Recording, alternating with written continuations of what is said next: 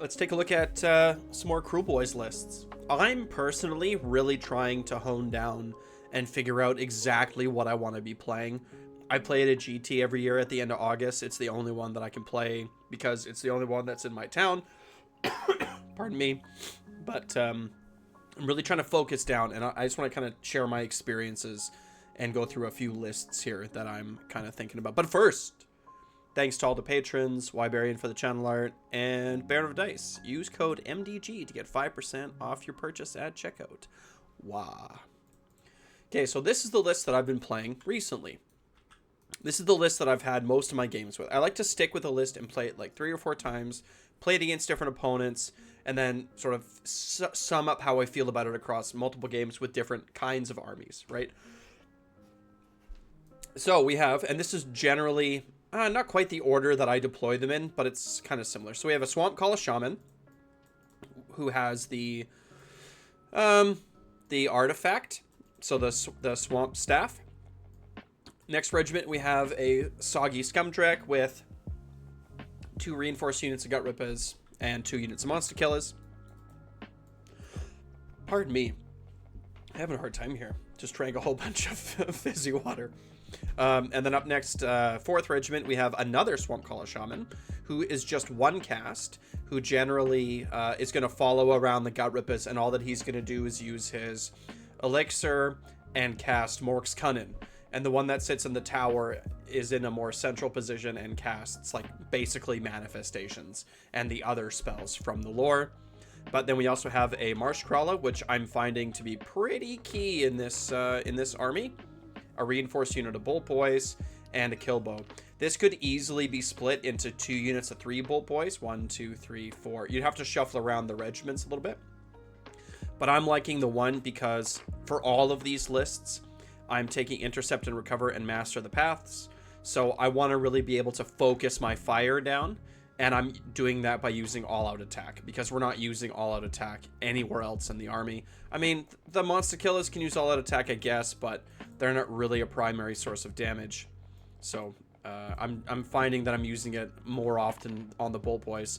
So being able to, like, super sneaky the Bolt Boys into a position where I can shoot a hero or one of the treasure holders, I'm finding that sneaking 6 and then all-out attacking them is helping me accomplish that a lot more consistently.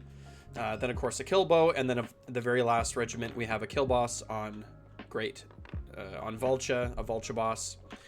He's taking Toughen. He's taking Slippery Scumbag. So those are our 3 enhancements. So far, what I'm finding with this list is that there's a lot of dudes on the ground. Like, there's a lot of bodies on the ground. There's a lot of like the, the Marsh Crawler has to sort of get up there. There's 2 big bricks of Gut Rippers, the Monster Killers, and I'm finding that it's hard to fit Scumdrek and the Vulture Boss where I need them to be, right? It's kind of cluttered. Like, if I just were to pull up, let's say, a random, let's see, what is this one? The Life Root? Oh, no, this is a bad example. Let's do one more.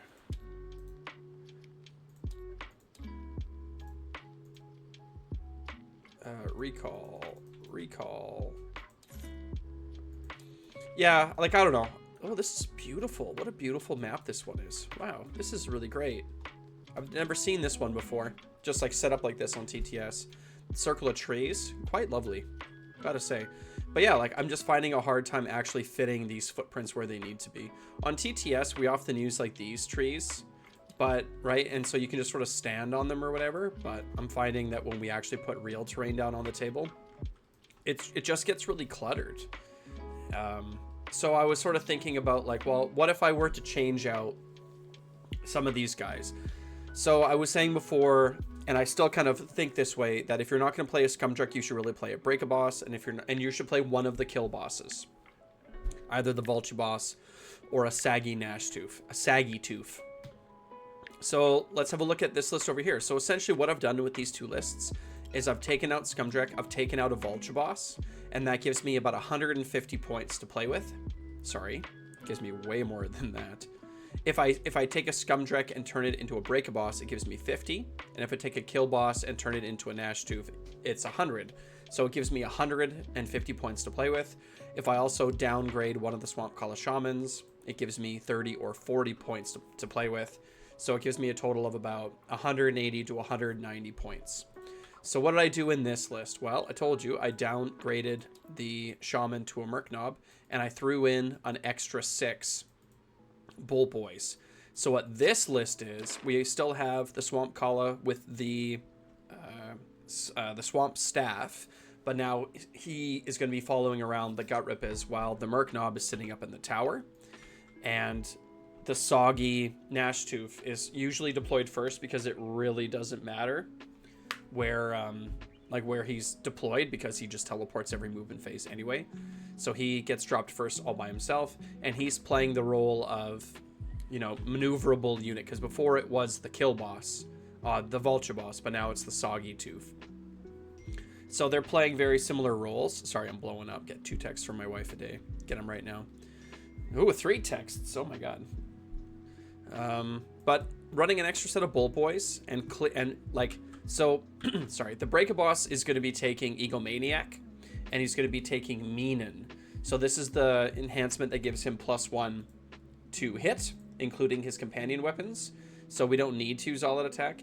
And then with Minen, he does so much more damage than Scumdrek does. He does a lot more damage than Scumdrek does. If I'm remembering correctly, when I did these bonuses, like when I did this math, I only included an average roll for the Break-a-Boss. So this isn't anything like, this is just if he gets 4 extra attacks and not 6 extra attacks, right? This is just the average. So with Minen, he's dealing quite a bit more damage.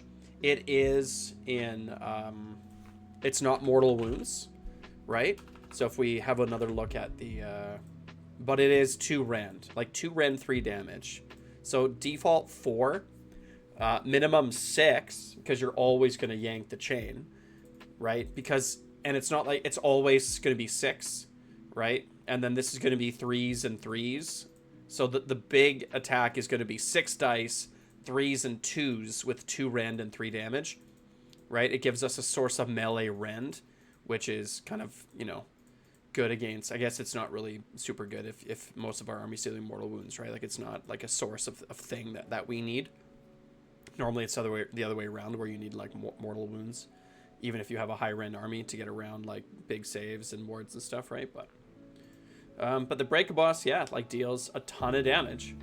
So, and the footprint is a lot smaller, and he's a lot more survivable than Scumdrek. This math here, like his score is 12 compared to the Scumdrek. So Scumdrek also has 12 because he's a lot more points. But the Break-a-Boss is just going to be flat out more survival. He has 3 less health, but his save is the same on a 4-up. But in this list, he's going to be taking Egomaniac to pass off wounds to a unit of monster killers, and he's also going to be taking, like I said, like Minen. He could also take Toughen and be on a 3-up save, right? Or on a 4-up save ignoring a rend, but I don't think that's necessary. I think Egomaniac is enough. You could, that's probably how to do it. But again, it's like these 2 dudes, like the Gnashtooth is going to be able to be on the board where you want him to be. He's going to be able to grab objectives on lots of maps. Like I'm not sure if I've shown this on stream before. Let's see if I can pull it up here really quick. So one of my excellent players in the Discord, I'm surprised I didn't pin this. What they did was they made a heat map. Oh, here it is. Yeah, let's have a look at this. This is quite something. Let's see. Open link. Yeah, that'll do. This is a heat map of the GHB, the previous GHB, and the new GHB. So obviously the darker red is where you find objectives most often.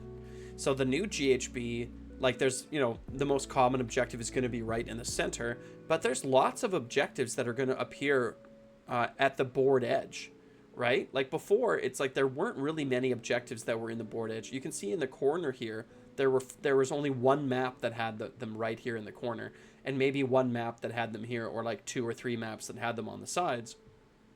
But in this GHB, like you can see, there's a fair number. Like these darker orange are all the way in the corner here. So it's kind of neat when the Soggy Gnashtooth can just grab one of these objectives by teleporting. Another thing too that I didn't realize, but that he's actually able to teleport from combat. So it's like his prowling the flanks ability says nothing about being in combat or not. It's just if he's wholly within 6 of the battlefield edge. So if you bring him somewhere and then your opponent tries to move and get him, he can just kind of pick up and go somewhere else. So don't forget too that with a reroll, a 9-inch charge is a 50-50% chance. So if you have a CP, you know, there's a 50-50 chance that he's gonna teleport and then get in where you want him to get in. So he also slightly helps with Master of the Path and Intercept and Recover. Master of the Paths is where you're trying to get that hero, right? So like using the drag him out ability, you know, like it's just a little bit extra utility. And he starts with a 3-up save, right? The Vulture Boss is a 3-up save, or like a 4-up save, and then he needs Toughen, and then without Toughen, right, he's less survivable. But the where is he? Yeah, like the Vulture Boss has a score of 10.77. And then where is he? Where's my Gnashtooth? Gnashtooth is way more survivable, right? He's way more survivable. He just has that +1 to save, and he's got 10 wounds instead of 14, right? So he's a little bit lighter on the wounds, but without any help, he's getting that +1 to save. So he's quite a bit more survivable, so he should be able to run around and play the game a little bit longer. He can also like nab places of power too, you know, which is just a little bit of something that might be a little bit helpful. So again, in this list, downgrading, let's say, quote unquote, downgrading these 2 heroes has given me, and also downgrading a Swamp Kala has given me exactly 180 points. So it's given me another reinforced unit of Bolt Boys. In this list over here, which I call the infantry list, this list I call the shooting list because I'm running more, because I'm running more shooting. But in this list over here, I call this the infantry list because essentially what I've done is I've just changed these 2 heroes around. It's given me 150 points, and I've thrown in another unit of Gut Rippers. I tried really hard to make it another unit of Monster Killers, and I mean, you can make it another unit of Monster Killers, for sure, but I don't know, is 10 Gut Rippers better than Monster Killers if you have exactly 150 points? Because otherwise it leaves you with 40 points, and this list is exactly 2,000 points. So, I mean, it's 180. So what you could do with this list too is, here, we'll just do it live right here. What you could do with this list is something like this, where, so this is exactly 2,000 points. This list I have here. What you can do is you can take out, this gives us 150 points. We throw in another unit of Monster Killers. We have 40 points left over. And then we take, we change out the Swamp Kala Shaman for a Merc Knob. And then that's 70 points. And then we throw in a Slitaboss. This isn't a Slitaboss model. But what this does is this gives us 5 drops. And it gives us a Slitaboss to sit in the tower. And then it gives us a Shaman to give one of the bricks +1 save, and a Merc Knob to give one of the bricks, or maybe both of the bricks, a 6-up ward. And it lets them follow, lets them follow the units around. So this is another option if you want to go really infantry heavy. Well, not even infantry heavy, but a little bit more infantry heavy. I mean, you could also do something like this. This is 110. So we have 70 points left. We have 140 points left, right? Like you can start throwing in stuff like this. Like I wonder how many points this is. 5 units of Monster Killers. It's probably too many. And no shooting. I wonder how many points this is. But yeah, this is probably overkill. So yeah, what do you, like, let me know in the comments below what you think about Scumdrek and about the Vulture Boss. Again, like, it's a debate that we were getting into in Discord a little bit, and I totally get why people really like Scumdrek. You know, he deals lots of damage. He does mortal wounds. He's fast, right? He's 3 inches faster than the Breakaboss. The Breakaboss is definitely going to be slow moving up the board. And unless you wanted to put Fasten on the Breakaboss, which... Or is it Fasten? I don't think it's... No, it's not called Fasten in Kruleboyz. Sneakyin? Is that what it is? I always forget. Let's see. Whatever, but the one that he moves, it's in our opponent's hero phase, so it's not, I don't think it's very good. So there's not really any movement support for the Breakaboss, but that's okay because I feel like his role is different than Scumdrek. Scumdrek wants to be like wholly within 12 of stuff to give them bonuses for the roll, which is good, but I don't think it's super key. I kind of feel like, yeah, I don't know. Wherever I want Scumdrek to be, it's not where he's going to be able to use his points. So the Breakaboss can sort of go off a little bit more on his own. I know with Egomaniac, he wants to have Monster Killers with him, but yeah, let me know what you think in the comments below. What kind of lists are you running? And which of these 2 lists would you run? Would you run the shooty list, or would you run this heavier infantry list? Or would you run what I call the monster list, where you're running some of the bigger monsters? But again, 200 or 150 points goes a long way in these other lists. I'm kind of digging the shooting. I think I'm going to stick with the shooting for the next few games. Anyway, let me know below. Like, subscribe. Wah.